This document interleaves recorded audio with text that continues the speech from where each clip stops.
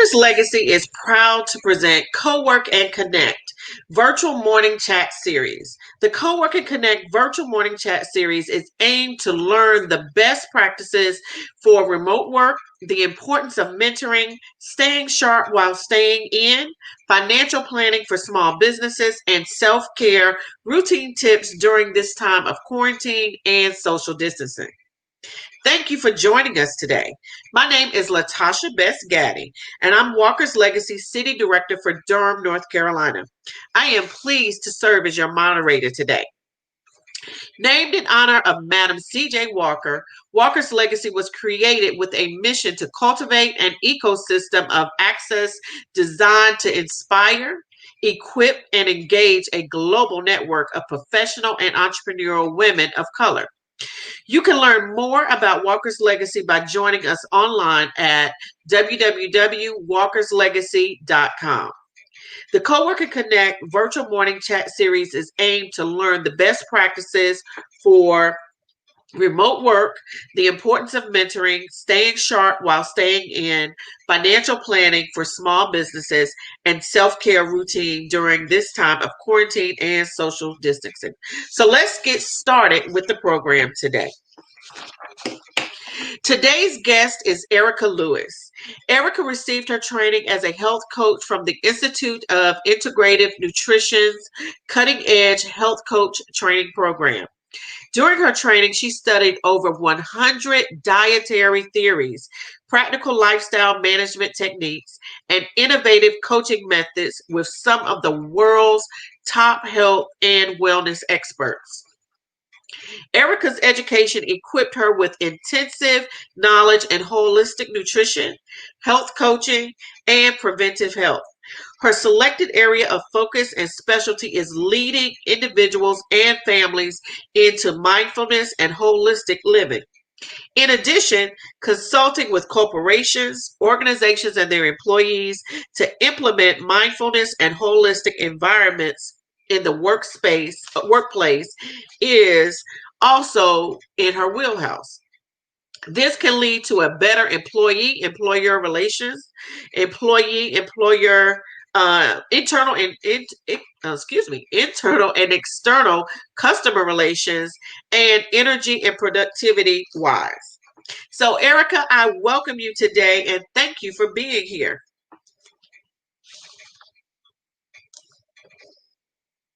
All right, you're on mute, Erica. Thank Good you. morning. It's absolutely a pleasure to be with you. Good. So tell us a little bit about what you've been doing during this time of pandemic, and share a little bit more outside of the bio that I read. So tell us a little bit about Erica, and then what we'll do is just get into some question and answer, but we're going to have fun today. I'm all about fun.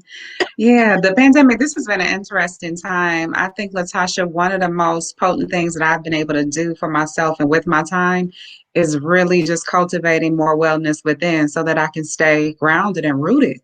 Because there's been so much going on that can just throw us for a loop and truly uproot us. So really being in my mindfulness modalities, exercising, sitting still, meditation, prayer, and all of that before I start my day has been powerful and helping me to stay calm. I can imagine. I can imagine.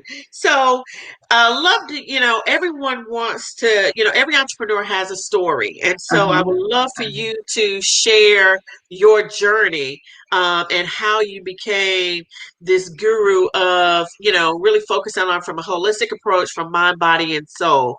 So, can you share with us your journey? I can. I'm sorry, I'm trying to get out of this glare, so I'm going to turn here. Yeah, so my journey was one that really yeah, it impacted every part of me. So it really starts about the time of when I became a mother, um, which was my oldest child is about to turn 14 years old. And I decided, Latasha, I wanted to be the best mother ever, the best wife ever. And I just thought that that really meant throwing in every bit of you, every moment of your energy, every moment of your time, trying to make sure that I kept the perfect house. I kept the perfect home cooked meal on the table, that the kids didn't want for anything. My husband didn't want for anything. And longer to short is that was a burnout route. Mhm. It ended up with me, it ended in me being hospitalized multiple times for not getting my sleep, for running on fumes and all of. I actually passed out in front of my 5-year-old daughter, and I like to say she saved my life. I was unconscious on the floor, and she arranged for emergency transportation to come and get me. So I call her my Shiro, my little Shiro, because I was out. No telling what would have happened to me. Um, I just, I was depressed. I was depleted. And the saddest part of it all is that I do not remember my children being small. I pretty much was in the dark for most of their youth. And it was interesting because all along I was into health and wellness. I exercised, I ate right, I made the smoothies and the like. I thought I was doing everything right. But what I was not doing was nurturing my soul. I was not nourishing myself as a woman. And I was actually in a toxic marriage and didn't realize that I was in a toxic relationship.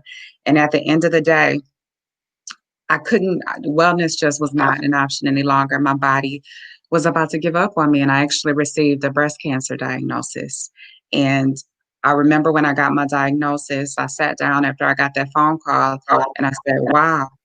I said, there's one way to get through this. And I said, that's to get through this because I choose life. And Uh-huh. I knew I had to make some changes. And that was the beginning of my journey of seeking wellness outside of just eating broccoli and getting on the treadmill. It was the That's trifecta: yeah. mind, body, and soul, nourishing myself. Wow, and thank you for sharing that journey. I think that so many women can relate. Even myself, I can relate to so many points that you highlighted in your journey. I am a mother of a 14-year-old. I also have an 18-year-old, but I Mm, have a 14-year-old. And I also kind of went through in the early years of being a mother, those things of, okay, I need to be, I call it the superwoman, I can do yeah. it all, and thinking that and at the end of the day I ended up being just like you said, kind of burnt out, depleted, depressed. So I think those are good tips for women and Mm-hmm. for them to understand that when you are a wife, a mother, when you are whether you're working or running your own business, or whether in my case I also was a caregiver for parents that were aging, you have to also take time for yourself. So I would love for you to share about three components of your business and Mm-hmm. how they're kind of interconnected with that mind, body, and soul. Yeah.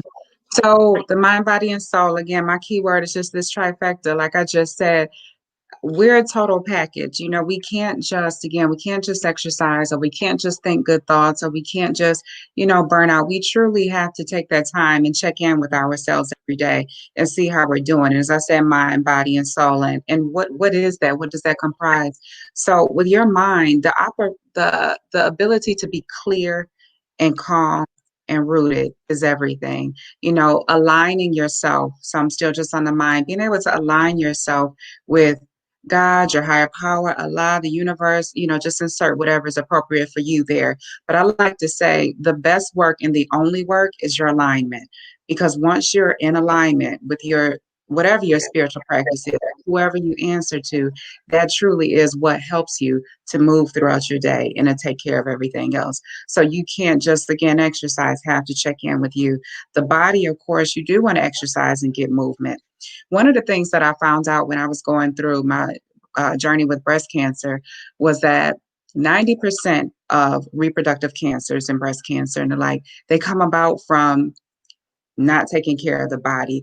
It's from having excess estrogen in our body, those hormones, stress hormones building up into our bodies. And a lot of times we hear you need to exercise, you need to move, but truly the thought pattern behind that is to continue to move fluids through your body, allow your systems to work well, and to get that excess estrogen out of our body, which again causes 90% of breast cancers in women. So we have to move. And then our soul, our spirit is just going for what it is that we're supposed to do, the work that we're supposed to do while we're on this planet. What is it that motivates us? What is it that inspires us? One of the root causes of depression is from not doing what brings you joy and your passion. There are other things that go along with it, being so extremely self-critical, being highly criticized, and also not living your life purpose, even if it's on a small scale. Um, but that's very important to the soul and to the spirit. So, a lot of times the mind, you know, can get in our way and interfere. Oh, you can't do this or you can't do that or whatever. But your soul is just saying, just give me a chance. Let's Yep. just try and do this thing that we're supposed to do here on this earth. So taking care of that mind, body, and soul component, that is the optimal picture of wealth. And that's why I do this.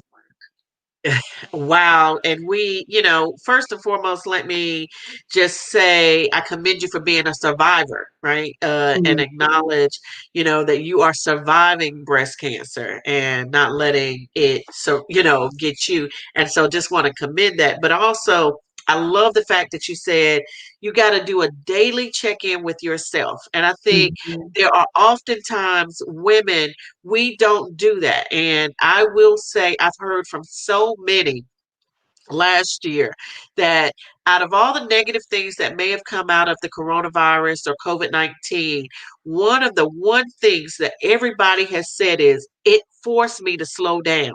It forced me to do a check-in to say, what do I value? And they spent more time with family. They spent more time at home. They spent more time cooking. They spent more time, mhm, like you said, and which goes back to everything you just said, mind, mhm, body, and soul.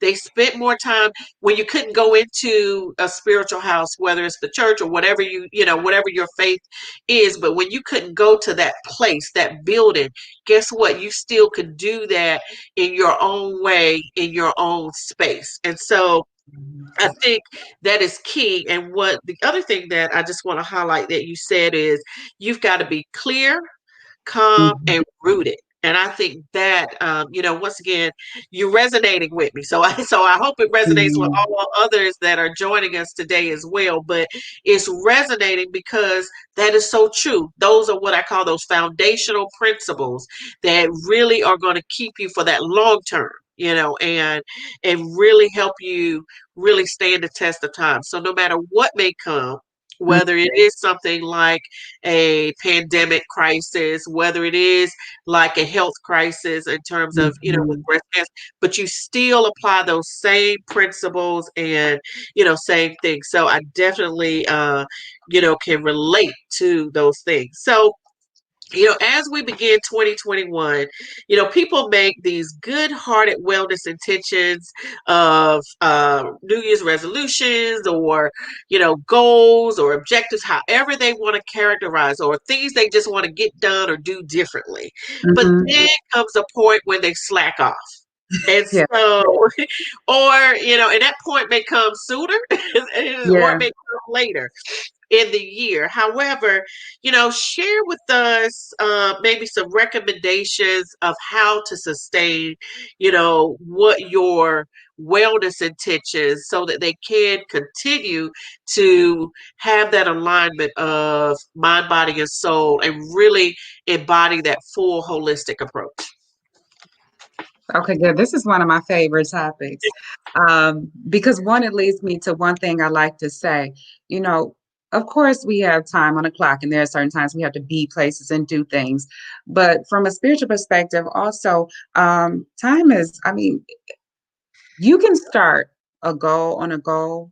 You can start on a new year's resolution, as they say, at any time. Honestly, I don't believe in them because I feel like it boxes people in and people feel like failures if they don't meet it and then they just give up.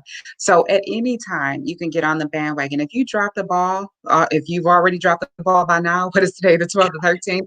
You can start again at any given time. Don't box yourself in. The biggest thing I like to say is give yourself space and give yourself room to start over and start over and start over again. Forgive yourself every 5 minutes if you need to, and just get back on. Now, as far as sustainability, goal cards are one of my favorite tips for keeping your goals before you.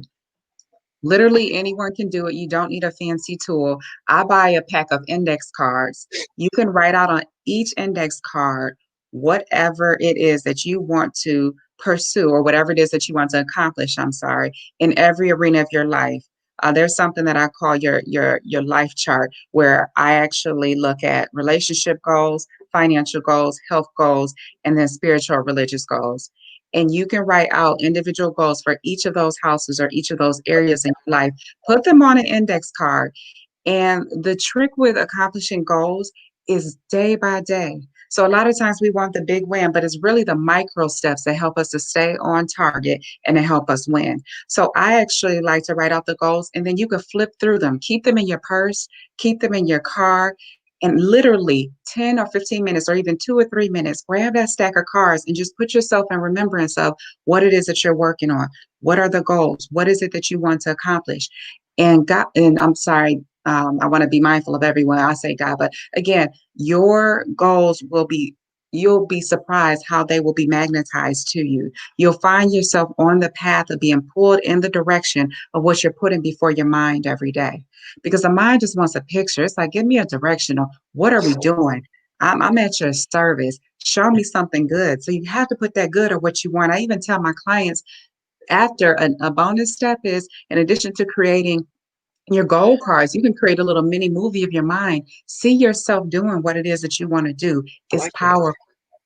It's powerful. And without getting too techy, and then I'll pause, but the mind has something called the RAS, the reticular activating system. It's a powerful component of the mind. It basically filters in or filters out whatever it is that you want to put before your mind. You can train your mind to actually pull in the vision of what it is that you want to be done, and your mind will seek it out. So look at those goal cards, create the mini movies, have fun. Visualization is powerful. And the last part of that is starting to align what you want, your think, your feel, and your do. What you're thinking about, feel those goals, and then you have to take the action steps too. That was a crash course. I know that was a lot, Latasha. That was a lot, and I was sitting here writing, and I just, when y'all see me looking down, I'm writing, but I know I didn't get it all. But I want to go back to one thing, and maybe I love the gold cards, Mm, and so and being able to really look at what you want to accomplish and writing that down. So now you said that it could be financial, relationship, spiritual, and was there another one that I missed? health or physical. Health. Hmm. Hmm. Okay. I love it. And I love the movie of your mind. So being able to, and I'm always I'm a fan of, when you say get out the box. I was like, what about a world of no box, right? If there Yeah. so if the box didn't even exist, what about if there was no box? And then the last one that really resonates, and I would love for you to go a little bit more into this one, is forgive yourself. I Mm. do affirmations a lot, and even there's a gospel song. I can't remember it right now, but the words of it is "I forgive me." And sometimes when I know I've been at my most vulnerable or my lowest point, I just kind of play that to say, "I forgive me." Whatever Mm. it is, I forgive me. And I think sometimes, especially as women, that we have to just say we forgive ourselves because we put these expectations that may not be, it may be the fairy tale expectations, is what I kind of consider it. What the story, because world tells you you're supposed to go to school, you graduate from college, you get a job, you find that good husband, and Mhm. then you live in a white picket fence with this house with that good husband and with Mhm. these good children, and Yeah. life's supposed to be great. Mhm. But Mhm. nobody tells you when, whether it's whatever part of that puzzle that does not Mhm. fit Mhm. or does not Mhm. go as well, whether the children have issues, whether you and the husband has issues, whether you're not able to afford the home because got too much, whether you don't like your job, no matter what pieces of that puzzle, no one talks about how to sustain and how to really manage and go from there. So, sometimes you have to forgive yourself for that, for just thinking, okay, I'm enough. I'm enough. Just what I have right now, I'm enough. Absolutely. I So, love the topic of self-forgiveness. I love the topic. You hit the nail on the head. I think that that is the root of so much hurt. It's the root of so much human suffering. And again, it's something that I do a lot in my women's groups and working with individuals. Um, I also mentioned the cancer and reproductive issues. Women tend to hold their trauma in their reproductive systems. So it's extremely important to purge and to cleanse, to cry, let out the pain when you're hurting. I know so many women who, a lot of times we're raised as Black women to suck it up, to keep moving and keep going. And we kind of pride ourselves on keeping going as we falling apart and we losing body parts and everything else that we're limping to help somebody else. And, we just truly are running on fumes. But that forgiveness, it lets out so much. And I work with, women who've experienced it all, from the loss of children to abortions to failed marriages to, like you said, the children acting out to, I wonder if I had done this, we're just harboring so much. So Yep. yes, that forgiveness. And it's interesting because when I do forgiveness work with women, it's so it's so interesting how challenging it is for women to repeat mantras or to let things out or to give themselves loving messages. I literally will have them put their hands on their heart and say, for example, Latasha, let me hear you say, I'm worthy. I love me. I'm forgivable. I mean, everything that happens has happened for a reason. It's made me, it's built my stripes, it's made me the woman that I am. And when we realize also that our pain is usually not here to derail us. If we're bold Yep. enough, it's here to make us better. It's here Yep. to build us. It's here to, so when we focus on getting to the other side of a challenge versus wallowing it and asking, why is this happening to me? I encourage people to be bold enough to ask, why is this happening for me? Because there's truly glory and a lesson on the other side. If we breathe through it, we clear our mind, we're in communication with our higher power, whatever it is that we need to do, cry, let it out, and then forgive ourselves. Actually look in the mirror and say, Erica, I forgive you. Erica, I love you. Erica, you did the best you could with what you had. And literally, we have to let that go and instead focus on the reason why or the lessons. I tell people if we don't get the lessons, then we're really, it's for naught. And that's when the pain stays. So, yeah, using the pain and forgiving yourself is big. I love it. And we want the pain to go away. Well, Erica, in some of your talks, you've mentioned establishing a set of a point or return home point for your mind. Mhm. So share with me and all of us that are listening, how do you establish a set point or return home point for your mind? Yes. So anxiety and depression and everything is at an all-time high. And sometimes because of everything that's happening in society, our minds can get off track. Our minds are fertile ground. We have to put into it what we wanted to think, what we wanted to hold on to. Otherwise, we're on auto program and we can get bogged down with everything that's happening in society or when something challenging happens to us. So a set point is knowing in advance where you're going, where you want your mind to be. No different than when you get in your car, you're going somewhere, you put that address in your GPS. So the set point is, okay, if I get into a challenge or a rut, or better yet, before your day even starts, but that's separate, what scripture, what mantra, what mindset do I want to make sure is programmed in my mind? When I wake up in the morning, I try and choose at least one or maybe two words that I want to kind of meditate on throughout the day to help me keep my mind set on what I want. So whether it's a spirit of calm, spirit of patience, a feeling of rooted so that external factors don't shake me or derail me when they happen, because they happen. Live life long enough. So many of us are saying, well, we can't wait to get out of 2020. 2020 was crazy. And then what's hit us the beginning of 2021? What's going on right now? So basically life is going to continue to show up, and if we wait for a moment to be happy or to kind of woosah or breathe, we may run out of time, Natasha. So what I'm determined to do is live the best out of every day and have my mind set on what I want, not what social media wants me to think, not what's happening in the White House or the Capitol building is going on and wants me to think. It's really being able to step back and have a macro view of this still beautiful and amazing world with still a lot of loving people in it. So we want to latch on to love and light. So you choose whatever you want to set your mind on for the day. Another day, I may say, I choose to love everything today or to see the good in everything, compliment five people, whatever it is that you want, you choose it and you go back to that mental place whenever you need to during your day. I love it, and I love the fact that you choose it, and live the best of every day. So I love for you to be able to explain to everyone the practice of I wonder and what if therapy. Hmm. And so that's a favorite of mine and actually a client favorite. So when you feel stuck in your day or you feel like you're just in a rut you can't get out of, I think as women we've all had those times and days where we just can't imagine getting out of the bed. We can't imagine hitting that shower. We can't imagine making another meal for the kids or hearing another whimper or whine or somebody asking us for something. We all have those times. And sometimes we get so clouded or bogged down, we don't know how to climb out or how to get out. Um, I wonder and what if is just a lot of times the power is in the questions. We may not have the answers. So just being able to sit still and say, I wonder what else is possible here. What if I reached out to a friend today and just, took off the mask and said, I'm struggling. I need you.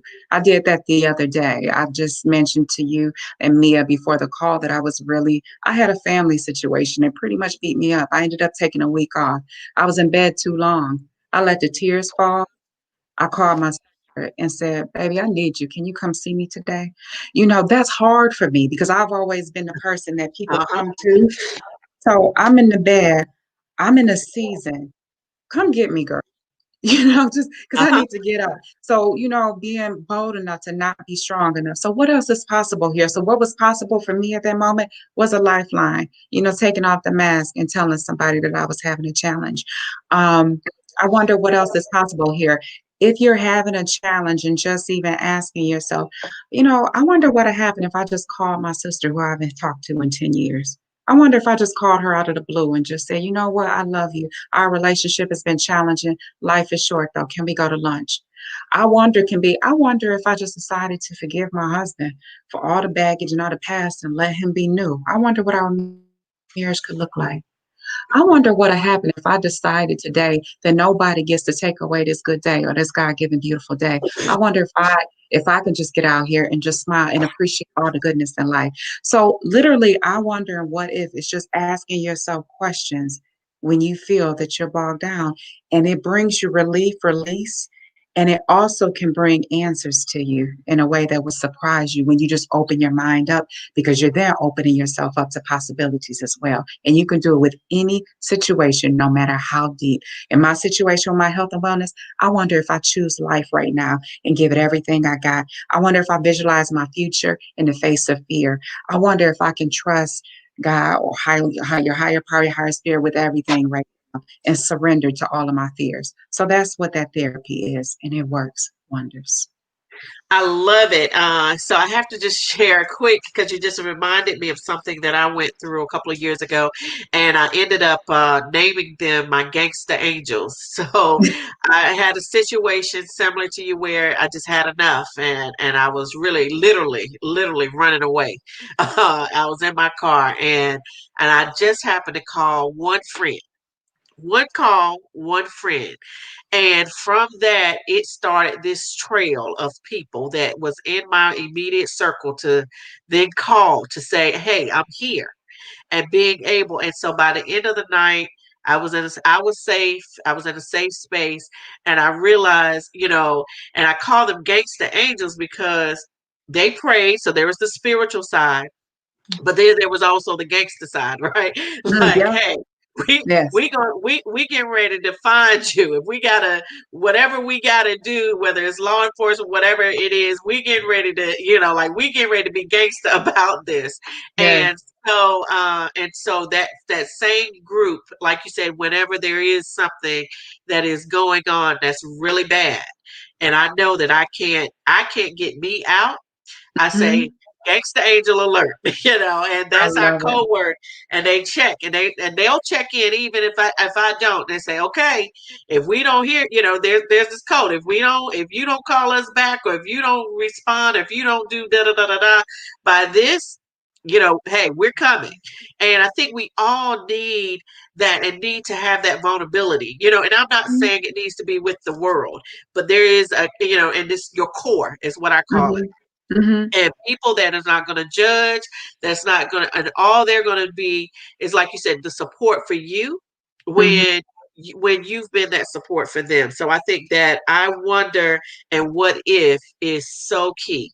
And, Mhm. really being able to really think about that and say that. So I just want to, add to what you were saying because I can Mhm. resonate. And I know that everyone that will listen and watch that can resonate with that because you need a core, Yeah.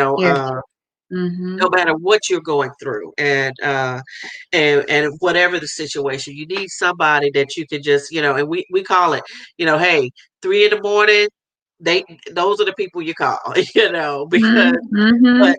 you can't call everybody so being able to do that so I think that's really key so thank you for sharing that now you Mhm. also mentioned kind of cultivating the power of focus and you call it kind of a superpower so I would love for you to elaborate on that and share the superpower.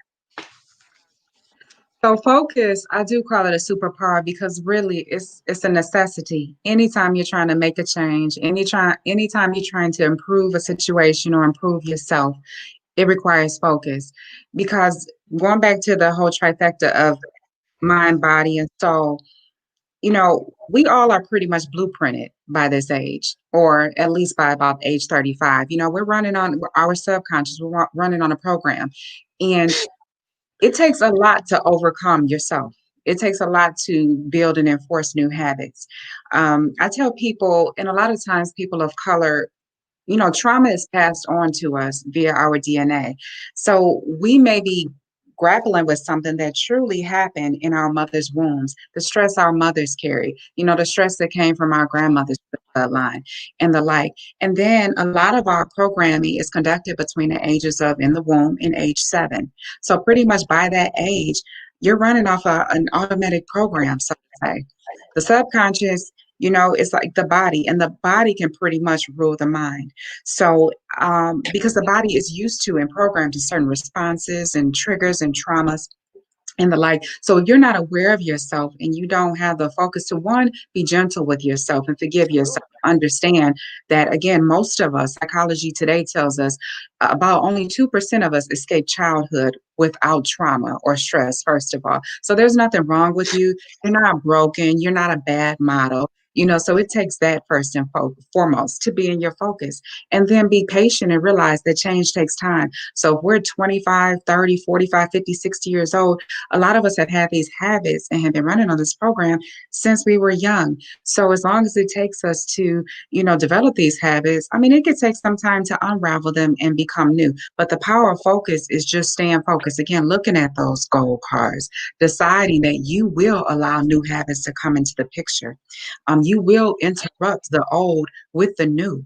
And by allowing new habits and new ideologies, new belief systems to come into your mind and to come into your presence, you can actually start to crowd out the old, but it does take consistency. So being focused and saying, yeah, okay, I messed up, but I'm going to keep going. I'm going to try the new habit. I'm going to try and eat better. I'm going to try to do the exercise. I'm going to try to be kinder and gentler and scrub my words before they come out my mouth, so to say. So I'm not popping off and injuring the next sister who really doesn't mean to be the way that she is. She's walking around with her trauma just like I'm walking around with mine. So again, that I wonder if I gave her love instead of, going off on her. I wonder what I if I let that sister be in her trauma and hurt, but instead of everybody else tearing her down, I gave her words of love. So those are new habits that we can build in and kind of start to unravel the trauma so that we can work on taking ourselves to the next level. So this is what happens a lot of times when we work to start businesses as entrepreneurial women and the like, and we feel this sabotage coming on and we're like, God, no matter how hard I work, I don't get to that next level. Something doesn't, it's because the work is in the subconscious. It's because, baby, it's the program that's been running a long time. If we don't address the program, we won't achieve the result, period. No matter what we do, no matter how bad a pencil skirt we buy, no matter if we buy the baddest purse or bag that we can find, if we don't do the inside work, we won't get there. We won't maximize the full potential. So that's what the power of focus can do. Wow, Erica, that is phenomenal. And I just want to say thank you. And what I heard you say is one, be gentle with yourself. Two, build new habits into the picture. 3, be consistent.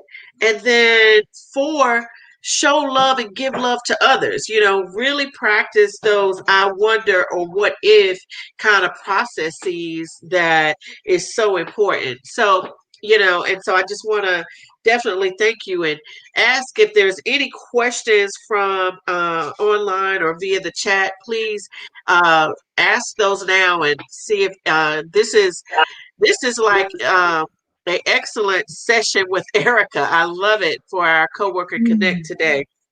Um, Erica, I would love to know if there is any other strategies or things that we may haven't covered or questions that I haven't asked that you would love to share with our listening audience today. Yeah, I would just kind of in wrapping. I do another talk that I actually love, and it's called Transmuting Generational Challenges into Power. Transmuting. And transmuting is a powerful tool as well. Like I said, that focus is also, and one thing I didn't say about cultivating focus, people are like, how do I do this? A lot of times it does come from sitting still. You hear a lot about yoga and meditation, and it seems very trendy the way it's done here in the Western world. But in, traditional cultures, such as out East and in India, and things and the like, it truly is a practice of sitting still and, like I said, overcoming yourself, telling your mind and your body, I'm going to sit here for at least 5 minutes in peace. I'm going to just meditate on the sound of the air conditioner. I'm going to meditate off the sound of cars passing by. I'm just going to be still until I learn how to be still and to calm myself. 5, 10 minutes, you could start off sitting that way. So it's not about being trendy. Yoga is about developing focus. Meditation is about developing focus. If you can learn to sit still and move up to maybe about 15 minutes a day, there are all kind of audios that you can listen to. So it's like you have to give a little to get what you want. So learning to sit down, and some people say, well, I don't have that time. I heard Tony Robbins say one time, if you don't have 10 minutes for yourself, you don't have a life, because this truly is the work that helps you to be better for everyone else and to do everything else you want to accomplish. You can't do it frazzle. Frazzle work gives you frazzle results. So that's Yeah. one. But that transmuting generational challenges. What I mean is, by a lot of times, African Americans and people of color says the generational curses. I like to say generational challenges. We have them, but we can also decide that no, I don't accept them. I accept different for myself. I'm allowing different for my family. I know what happened in the past. Thank you, Grandma, for letting me know. I know what happened in the past. Thank you, Mama, for letting me know. Thank you that you tell us that our genes are for crap. Everybody gets diabetes. Money is not for us. Black folks don't get married. Black women and black men can't be together. Whatever all these negative messages are that gets fed and transferred generation to generation, I like to say that's what we can stop.